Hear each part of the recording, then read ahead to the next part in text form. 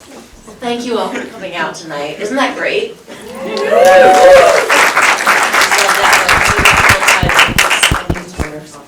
And congratulations to both of you, Carmen. I'm sure you didn't expect to become a movie star when you went to the Providence City Council. And I had a question for the two of you, actually, just to start off. What are the years that this film spans? We started filming at the end of 2011 when Carmen had just won her first election, and the film ends in 2014, although the truth is we did some of those pickups after that. And of course you were reelected. And she was reelected with 75% of the vote in November. What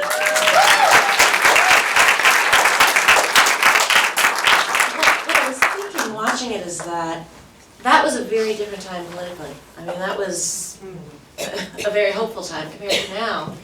And things were hard at that point anyway. What does it feel like to watch that and to remember what it felt like at the time in light of where we are now? And that's a question for both of you. Every time I see the film there in my life, it's a lot of emotion, especially, when my son died, when I'm in divorce. This is the happy thing because I'm divorced with this able man. But there's a lot of emotion when I see, my life running in there, and I sit out to see, how stronger is my life in that moment. And every time, my life continued to be stronger every single day.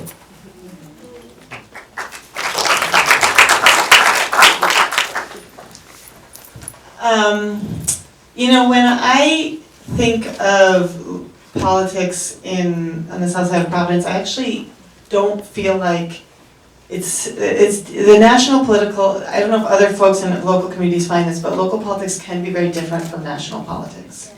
And I think that, so I actually don't think a lot about that parallel. I think that local politics are the pipeline to national office, and it's really important that we take power locally for that reason, but the dynamics tend to be a little bit different. I think a lot of us think in terms of the national, of course, because we're here. And it is true that you have it very different. You've had a different pace of change in Providence. I mean, massive change over the decades from when it was incredibly homogenous, the political class. And Carmen, do you feel the place changing over the years that you've been able to serve? Yes, it's changing a lot. It's changed, the city council, how they can sit down between lawyers, sit down between the housekeeper and the hotel, and they have to see me with respect. And also, we have a more minority people in the city council right now, so some people is going already. And I believe my neighborhood is changed, the city go change, and we try to do better right now. And do you feel pretty satisfied with where you are, with where you've been able to be? Is there, I don't know, are there less impediments standing in your way now than at the beginning? For me, I'm a strong person. When I came to this country, I need to form union in my hotel. So I be a leader before I be a city council. I be a union organizer for too many years, shop steward, executive board for local 217, and support a lot of political people, nothing in store for them. So for me, I don't feel like when I be a city council, I have power. Yes, I have a power in there, but I believe, my co-workers, my community, me have a power before I be a city council person. And just to step back for a moment, Brenda Crazy Carter is the head of the Reflective Democracy Campaign, which is a project of the Women Donors Network. And they've been compiling really fantastic data since 2014 on the representation of women and people of color in elected office in the US. So when we talk about kind of the pace of change that's happening in Providence, when you step back and you look at what's going on in the country, you know, how do you put this in the bigger context? Well, there's so many ways to answer that. I mean, the representation of women and people of color across the board at all levels of office is starkly unbalanced as compared to our presence in the population. So our studies have found that white men, who are roughly a third of the population, pretty much consistently hold something like 2/3 of all elected offices. There's really a kind of minority rule happening in American politics. When you layer in class, which is so much a part of course, of Carmen's story, it's even more extreme. We aren't able to track that information because it's almost impossible to do. Wealth and class are not, they're really obscured pieces of information in American life. We don't even really agree on what class is. But we know for sure that people like Carmen are an incredibly rare thing in the halls of power. And it's interesting to watch the film. I feel like you see that in ways large and small. You see the way the system is built for people who are not Carmen, or who are not most of us. Everything about the norms and the way that it's set up, from how much people get paid to the kind of manners of politics, is based on a completely different model of who an office holder is. The political scientist Nick Carnes at Duke has done some research on this that came out in a relatively recent book, and showed that on city councils, only 10% of members have working class jobs to support themselves during the day, because most of these kinds of jobs are part-time. These city council jobs, they're in the evening, they're very low paid, some are even unpaid, some state legislatures are entirely unpaid.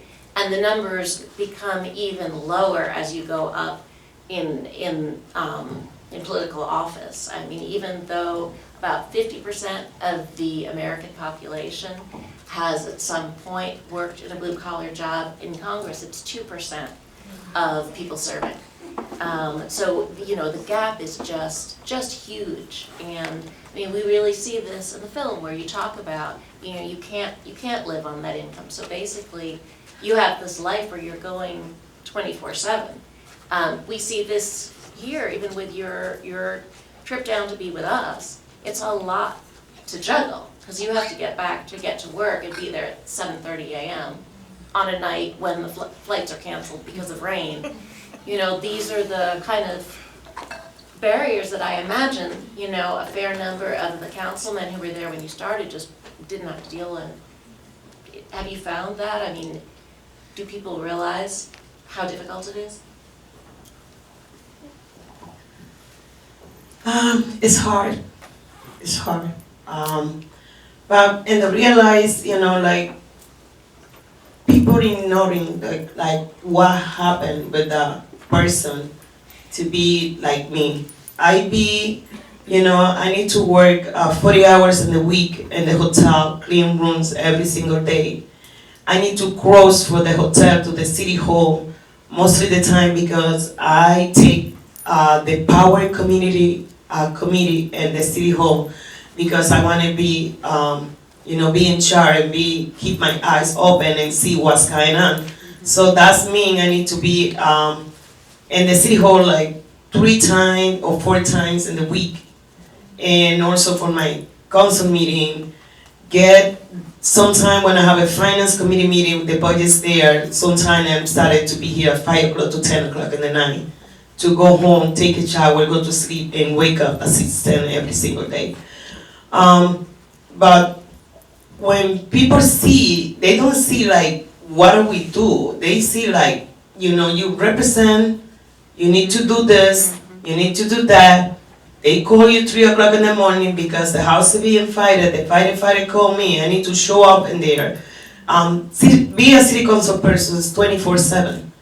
It's just not. They say that's a part-time job, but I'm working more with a city council person like I'm working at the hotel. Even I do the hard job. Yeah. And Margot, one thing that you captured so well as the director of this film is the kind of subtle power imbalances, you know, in addition to the big power imbalances that we know and that we hear about, but the small things that play out in these day-to-day interactions, whether it's gender stuff or whether it's race stuff, and the sort of the dismissive way some people can have of kind of talking, and even in the way they say hello or goodbye, you know, as opposed to, I guess, the open-heartedness and presence of someone like Carmen or Carmen, the people who are around you, who are working with you. Were you aware of it as you were filming? Did you see it afterwards on screen and say, wow, you know, I'm really glad I got that moment? How did it come to you? Well, I always, when Carmen first won her election, 'cause Carmen and I have been friends for like 20 years, when she first won, the reason I wanted to pick up a camera and follow her is that I knew, being a hotel housekeeper in City Hall in Providence, but it's probably true anywhere in this country, that she'd be up against this entrenched white male structure, and that we would have a lot to learn from her sort of journey through that. So I was aware that there would be dynamics like that, because there are always. I didn't know when they would happen, I didn't know, you know, when we would capture them. I've always thought there's probably a lot more that we never did capture. So Susan Valentine is with us, and she is the political director for Locals 362 and 737 of the union Unite Here, which represents hotel workers. And some of the volunteers, the most prominent volunteers we see in the film who are canvassing and lending support are from the union. And Carmen is a very untraditional candidate, untraditional elected official. I know that it's very difficult, we all know it's difficult for candidates like you to get the support of political parties, of big donors, and the union here stepped in and helped out. Can you talk about that? Sure. So the two locals that I'm the political director for now are in Central Florida. I've relocated to Orlando, but I was in New Haven, Connecticut. I came up and knocked doors for Carmen in her first race, and our union supported Carmen. As Carmen was saying, she had had a relationship with the former councilperson, and decided to run when he passed away. She was already a union shop steward and a union leader, so our union was very key in supporting her in her race.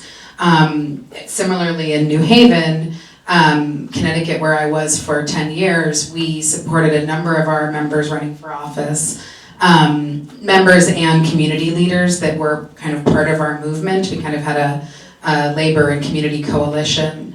And, you know, I think a lot, a lot of the things Carmen said in the film really are the things I think about in this. She said, I know who I am, like no one's gonna buy me off. I know what I'm about.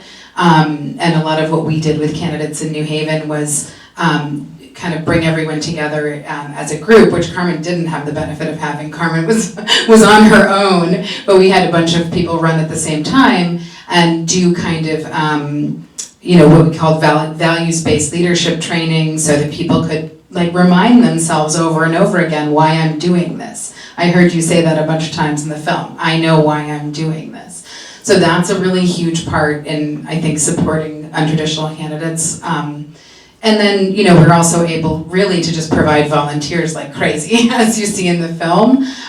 It was your coworkers, right? It's like the other housekeepers knocking doors with you, other community members. And that's a lot of what the union ends up bringing when one of our members runs for office. So I think it's a bit of training, a lot of support, and some financial, but depending on where you're running, it's really not about the money as much as, at least that's my experience, as it is about the bodies, the folks knocking the doors. And like you could see in the film where they said, we're gonna, we know who's with us, we're gonna go out and get those people to vote. So it's really moving to watch, and it's different from what we tend to think of unions doing. I mean, we picture kind of big machines, and this is different. How does this fit kind of in the broad spectrum of support, the way institutions can give support to candidates, or who they support, and why is this something that's different and important? Because it is. Well, I think that, like I said, Carmen was already a leader. She was shop steward. She was on the, So she had taken a number, I mean, it sounds like she was out there talking about the boss before she was even in the union.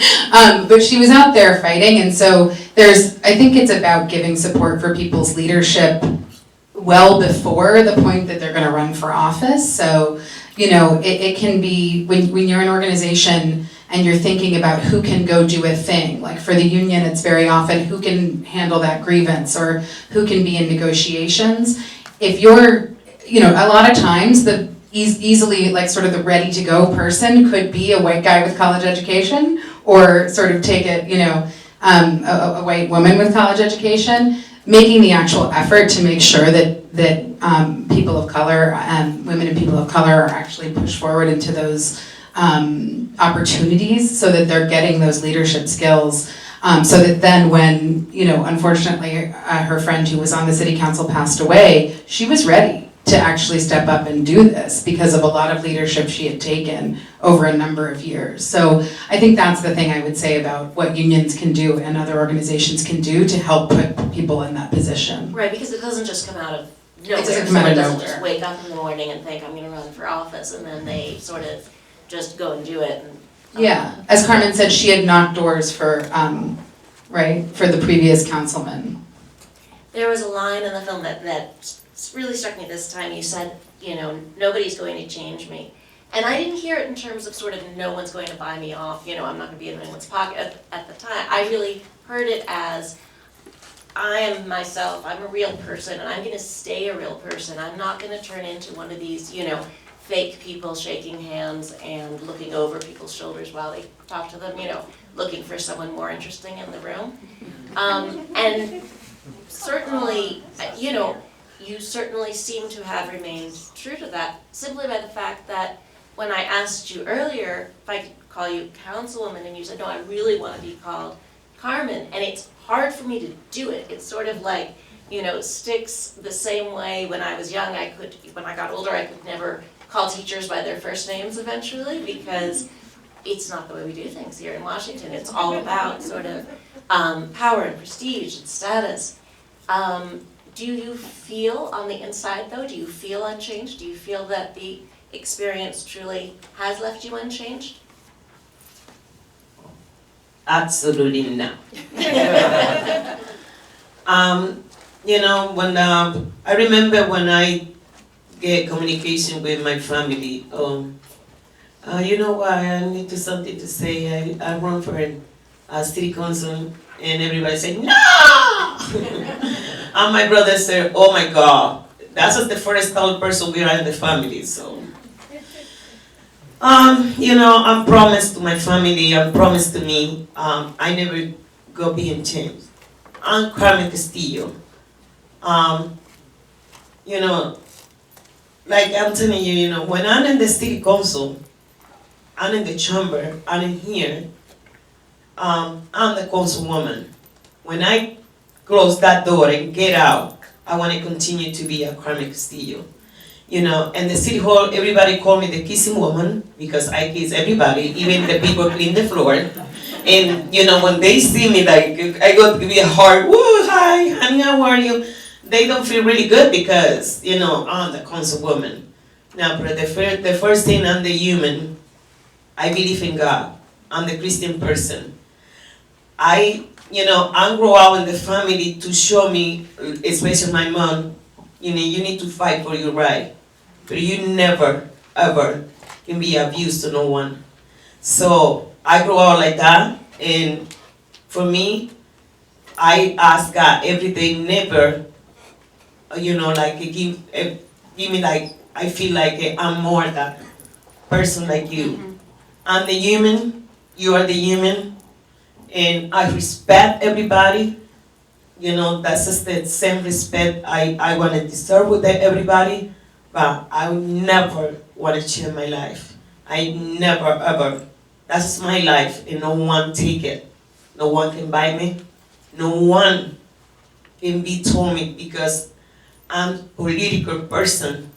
I need to, don't be no more Carmen Castillo. No, thank you. I prefer to get out the political and continue to be a Carmen. Well, we should go to Q&A on that, although I have to ask you one last question after that. So are you gonna come here? Are you gonna run for national office? Are we gonna see you here in DC? Maybe, you never know.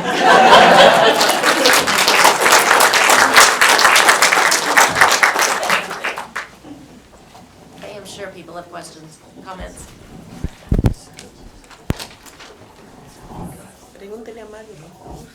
So thank you very much. My name is Michelle Dancing Honey. And first of all, I want to thank you. I'm a daughter of an immigrant. My mother's from Guanajuato, Mexico. And so I am like your daughters, right? And I saw my mother struggle every single day. Her first language is Spanish and speaks very, very little English, but has still advocated and fought for the rights of immigrants. I remember my first memory growing up was being at an immigrants' rights protest with the Virgen Mary on her back. Yeah. So thank you for changing in my mind, and I'm sure in everyone else's mind, of what an elected official looks like. And I'm going to ask this question because it's something I struggle with as a woman of color, as someone that's the first low income, first everything, right? Like, you have the weight of the world, all of the stuff that's happening in this administration, all of this weight. Like, where do you find the power and the strength to continue fighting? You know, the power, first of all, you need to get a community with you, a lot of friends, a lot of people, a lot of co-workers. But I have a power in my heart. The thing I do it with my heart. I want to continue to fight for everything. You know, I go to the White House and stop here, and I want to call Trompito, Feo, Abusador, Sinvergüenza, you know, and the other word I can say because, you know. But, you know, he's not there. He's gonna get out. But, you know, when you believe in something, I want to, you know, I want to inspire people to be a Carmen Castillo, to fight for everything. Because if you don't fight, nobody can give you nothing free. That's just the first words I learned when I come into this country. I saw in the magazine free, and I asked my mom, what does that mean? And she said to me, oh, free, that means like in my country it's a gratis, you know, give you away. But don't believe in that word, because for you can get that free, you need to buy something like it costs more. That free thing they can give it to you. So they charge you the free thing and the thing you buy. So anything is free. So, and that's exactly, if you don't fight for your right, if you don't fight for whatever you want, you can deserve. Because in the life, in here, in anywhere, nobody can give you nothing free. You need to fight for. And that's what I learned when I was a little girl.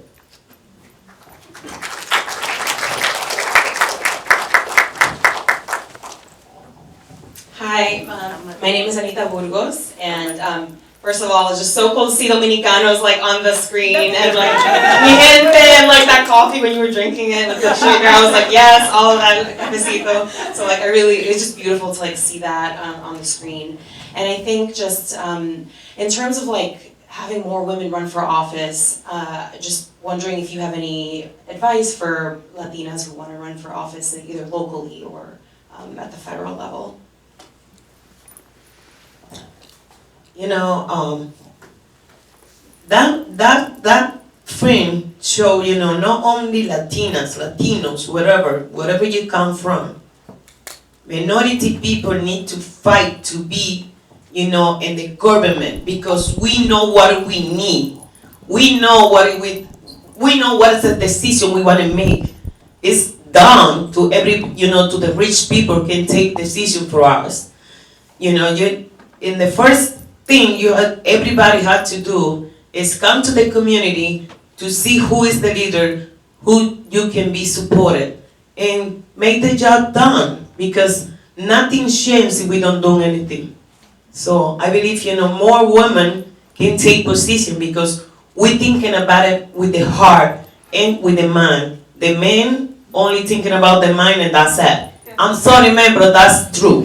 So I believe, more women can be empowered to get their work much better.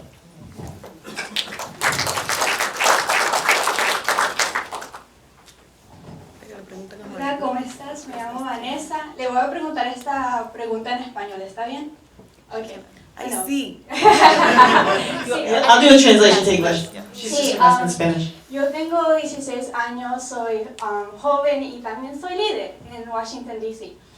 Mi pregunta para usted es que usted tiene hijas y si ellas quieren estar afuera protestando por algo que creen que es importante, ¿qué es su mensaje para ellas? ¿Qué le dices a los jóvenes si habla con jóvenes?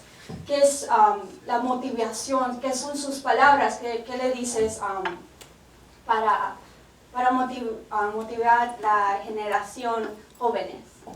So she's young, she's 16, she lives in Washington DC and she's a leader, so a young leader. And she wants to know how Carmen would motivate her daughters or other young people to get involved.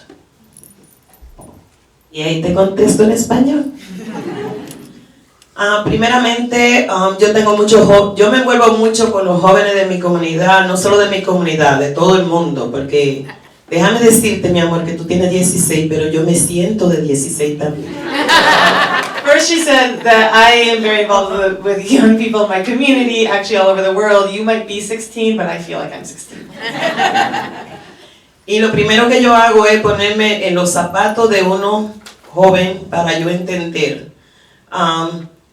Mis hijas no son políticas, no les gusta la política, pero sí saben pelear y sí saben ir a la calle por lo que merecen. So my daughter, first I try to put myself in the shoes of young people and understand where they're coming from. My daughters are not interested in politics, but they know how to go out to the street to fight. Y el primer consejo que yo le doy a los jóvenes es estudiar, graduarse, porque la educación es la llave. Porque si yo hubiese llegado aquí de 15 años, de 13, y yo hubiese tenido la oportunidad de ir a la universidad, Donald Trump no estuviera sentado en la Casa Blanca. She said, first of all, to young people, I say education is the key to everything. You need to graduate. If I'd come to this country when I was 13 or 15 and had the opportunity to get an education, Donald Trump would not be sitting in the White House. Y lo más importante es que se tienen que envolver y buscar información. Ahora ya nadie se puede quejar de que no tiene información, porque hay una cosa por ahí que se llama Google, que te dice de todo. Informarse es otra de las llaves. Ir a la escuela, tener tu educación, pero también envolverte en lo que está pasando alrededor tuyo, alrededor de tu comunidad, en el mundo entero, porque eso le da a los jóvenes una idea de cómo luchar.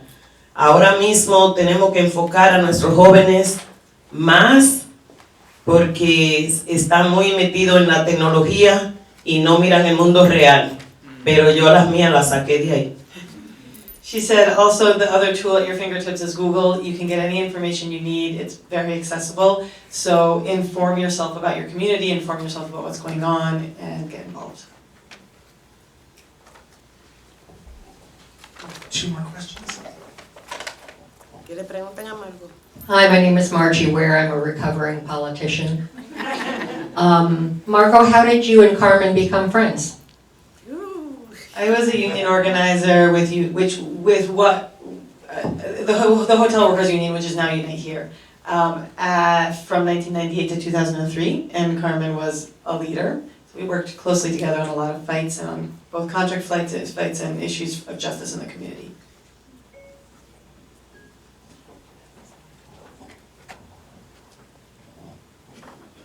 Hello, my name is Tiana. So my question is about a scene that was in the movie. I'm from the Bronx, so in the Bronx it's mostly like Latinx and Black Americans, Black immigrants. My family is like from Jamaica. And you always see that, yeah, we were all, poor, low income, but it's still that disconnect between those two communities. So kind of how did you handle that situation after one of the men kind of brought to the attention that we're kind of on the same side, but the lines of communication is not effective? So, ella te cuenta que es de los Bronx, donde hay muchos latinos, pero pero hay también gente de otro sitio. Ella es de familia de Jamaica. Y ella está hablando de la cena donde tú encuentras los hombres jugando en el parque, los afroamericanos jugando en el parque. Y ella ve la falta de comunicación. Él le explica que eso está de los dos lados, están del mismo lado, pero como tú, cuando hay falta de comunicación entre las dos diferentes gente en la misma comunidad, ¿qué tú haces? First of all, we are all different. We are a lot of kind, different country. Especially in my community, we have people for Asian, we have African American, we have Latinos. No, Latinos don't mean like every Latino have the same culture. So, first of all, when I see, they have a controversy in the community, I go sit down, but I don't pay attention in there, but I get in one side and try to connect with them and try to see how I can help you to get better relationship and the community can be better. So we have in this moment I'm here because I have a complaint, but I'm knocking door for this group of people. I need to sit down with them to try to resolve the problem between, the people live in that neighborhood and the event they make in here every single Sunday. So thank God that's a solution, so everybody's happy. But the first thing is the communication. We need to sit down, and sometimes you can talk to the people when they be silent because they don't listen. So it's better when you sit down, and I love coffee, so I sit down everywhere to get coffee. And like that, how we get a coffee? And when they come, this is better communication, and we can do much better not only for for them, for their entire neighborhood. Great, well, I guess we don't want to keep you here too late. Thank you so much for coming out on a rainy and miserably hot night. It was great. Thank you to all of you. Thank you for coming in from out of town, and for all the great work that all of you do. Thank you.